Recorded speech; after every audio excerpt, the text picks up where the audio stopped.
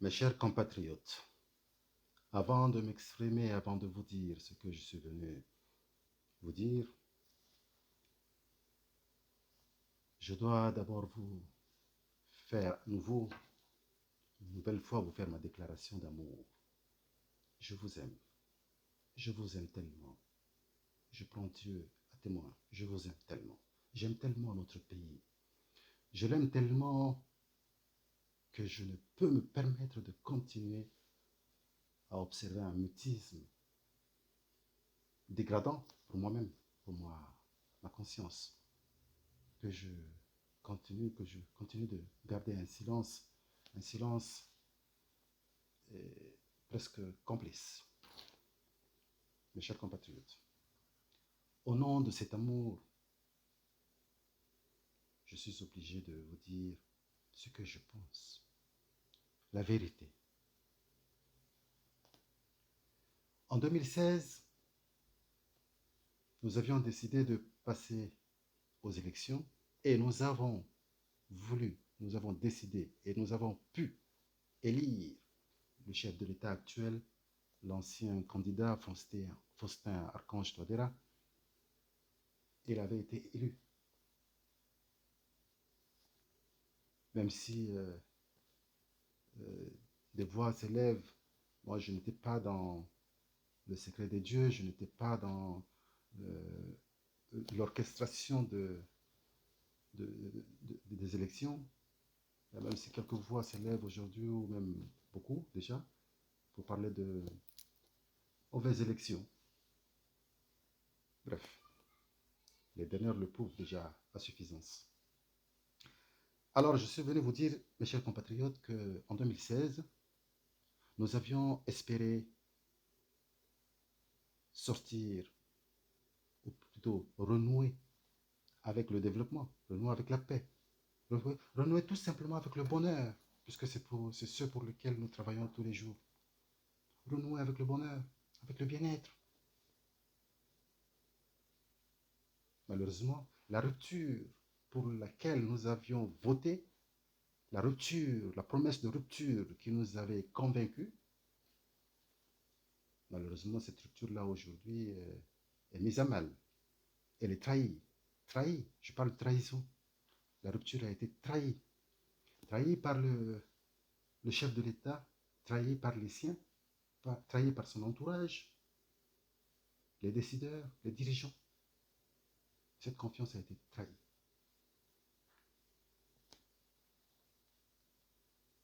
Comment voudriez-vous que je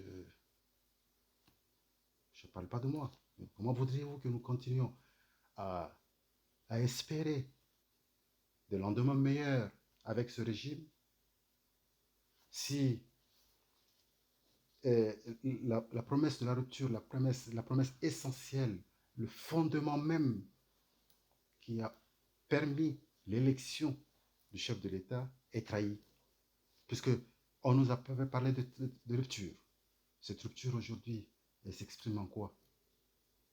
C'est une rupture avec la Constitution de 2016 qu'on recherche, puisqu'on parle de modification de Constitution. Donc il faut rompre avec la Constitution de 2016. C'est une rupture de Constitution. La rupture qui nous a été promise, cette rupture a été trahie. Aujourd'hui, elle s'exprime dans quoi? Elle s'exprime dans le fait que la rupture est en fait la rupture avec la France, c'est-à-dire la rupture avec l'ancien colonisateur. C'est ça la rupture, en réalité, qui était dans la tête de, du chef de l'État.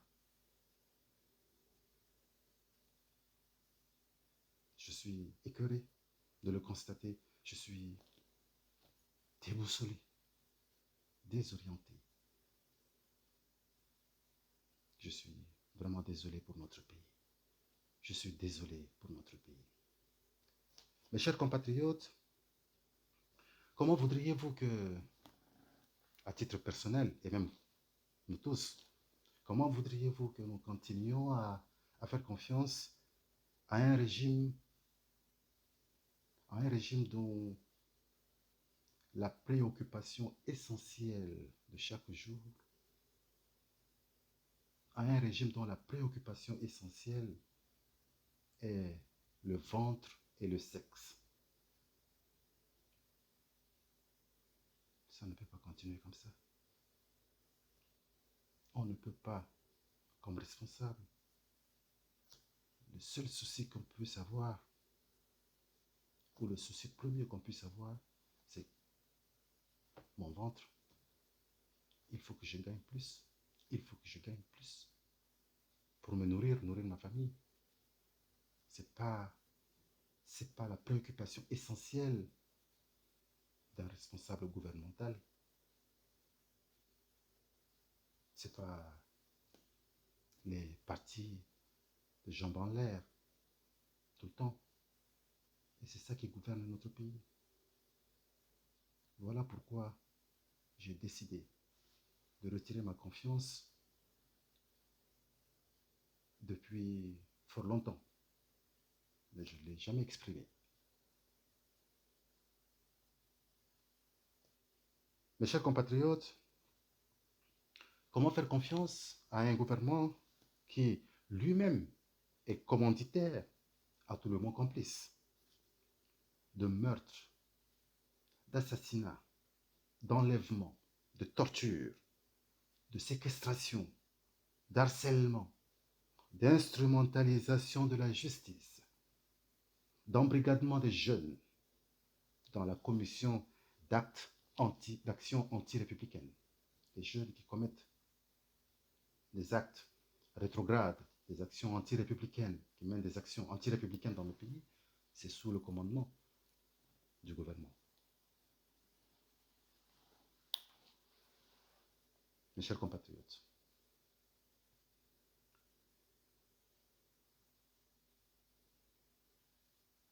je suis, comme vous, révolté. Révolté d'avoir visionné il y a quelques jours une vidéo qui a circulé montrant des individus en train d'égorger un être humain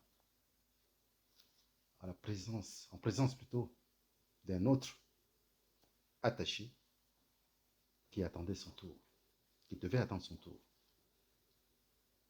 Et ces éléments, mes chers compatriotes, ce sont bel et bien, malgré les démentis mensongers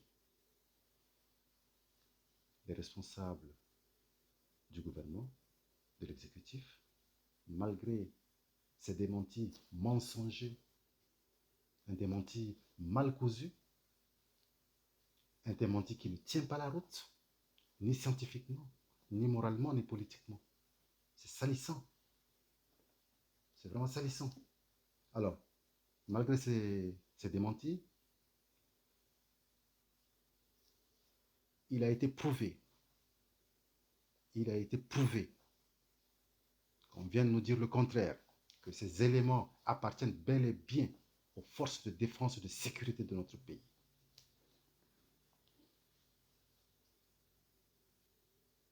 Ces actes de barbarie prouvent à suffisance que le cas, par exemple, de Issa Manou et d'autres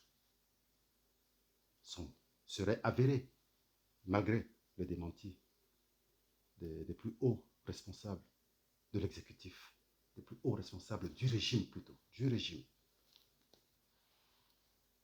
Comment voudriez-vous que nous continuions à faire confiance à un gouvernement, à un régime qui autorise ou qui laisse attaquer des fidèles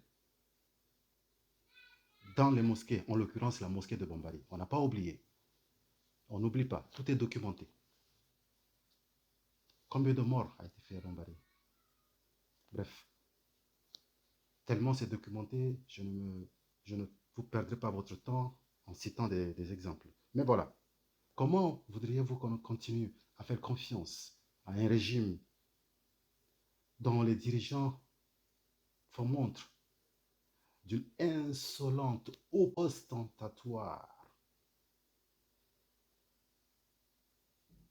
ils montrent à qui veulent voir les signes de leur enrichissement illicite. Des villas, des vêtements, des véhicules, des montres de luxe, et tout qui passe. Les petites copines, les maîtresses. Non, c'est trop. C'est trop. Je suis fatigué, quoi. Je suis révolté, écœuré. Comment voudriez-vous qu'on continue à faire confiance à un régime dont les principaux responsables ont fait montre, ou bien font montre, de farotage insolent et immoral à des artistes étrangers qui viennent dans notre pays à hauteur de millions de francs CFA pour faroter des artistes, des chanteurs. On n'en a pas, des chanteurs dans notre pays. Qu'est-ce que ces gens ont fait pour la culture, l'art et la culture dans notre pays? Vous voyez comment ils ont faroté les chanteurs qui venaient chez nous, qui viennent continuer, hein, ils vont venir, ça continue. C'est pas possible. Je suis très en colère. Je suis vraiment en colère. Lorsque ces hauts dirigeants étaient en train de faroter avec ces billets de 10 000 francs CFA, de 5 000 francs CFA, de faroter, est-ce qu'ils ont pensé un seul instant, est-ce qu'ils ont pu un seul instant penser que des Centrafricains, des dizaines, des centaines de milliers de Centrafricains n'ont pas pu manger, que des enfants qui portent des haillons, que des enfants qui marchent pieds nus sur le chemin de l'école, si l'école y a, que des mamans n'ont pas pu préparer le dîner à leurs enfants. Pendant ce temps, la belle soirée là-bas, avec des billets de banque, et pas des moindres billets, pas des moindres, à hauteur de dizaines de millions, à hauteur de plusieurs millions. Comment voudriez-vous qu'avec ce niveau d'immoralité, ce degré d'inconscience politique, voudriez-vous que quelqu'un comme moi continue à faire confiance à un tel régime? Ça, c'est un régime de prédation. C'est un régime de prédation, je le répète. C'est un régime prédateur. C'est un régime prédateur. Mes chers compatriotes, le chef de l'État, Faustin Archange Touadéra, il a totalement échoué à réconcilier les Centrafricains avec la paix, à réconcilier les Centrafricains avec l'espérance, à réconcilier les Centrafricains avec la volonté d'aller de l'avant.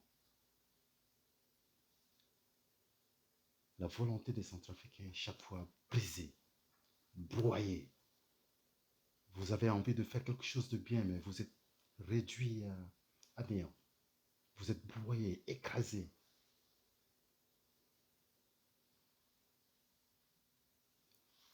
Voyez-vous, mes chers compatriotes, puisque les plus belles intentions du monde, il y en a beaucoup dans les placards. Les plus belles intentions du monde, il y en a beaucoup dans les placards. Les plus beaux projets dans le monde, certains sont dans les cimetières. La meilleure chose à faire, c'est l'effort, les efforts de chaque jour. On a beau avoir les belles intentions du monde, mais il faut poser le premier pas, la fondation. Il faut la première pierre. Il faut travailler chaque jour. Vous avez beau avoir le plus beau projet, mais il faut travailler chaque jour, les efforts de chaque jour. C'est ça qui compte. C'est ça qui compte. Comme dirait Victor Hugo, ceux qui vivent, ce sont ceux qui luttent. Je ne sais pas comment il a dit, est-ce que c'est ceux qui luttent, ce sont ceux qui vivent, ou ceux qui vivent, ce sont ceux qui luttent, mais je pense qu'il a dit, ceux qui vivent, ce sont ceux qui luttent. Je pense à peu près, ça fait longtemps que j'ai lu ça. Alors, mes chers compatriotes, j'ai lu quelque part, ça c'est dans mes lectures de collège, j'ai lu il y a longtemps, une phrase qui m'a frappé, depuis le collège, qui m'a frappé et que j'ai gardé jusqu'à aujourd'hui. L'auteur disait, se contenter de voir par où tournera le vent n'est qu'une manière de ne rien faire. Et ne rien faire est la plus pire des erreurs. Fin de citation. Mes chers compatriotes, je vous appelle à un changement. J'appelle, je vous appelle à un changement global. Changement global, changement politique, changement d'orientation, changement de manière de servir. Changement, je vous appelle à une véritable rupture. Mes chers compatriotes, j'appelle à un changement. Soit le régime change de nature et de méthode, soit le régime change de nature, sa nature politique et de méthode, soit on change de régime. Que Dieu bénisse le BAfrica. Je vous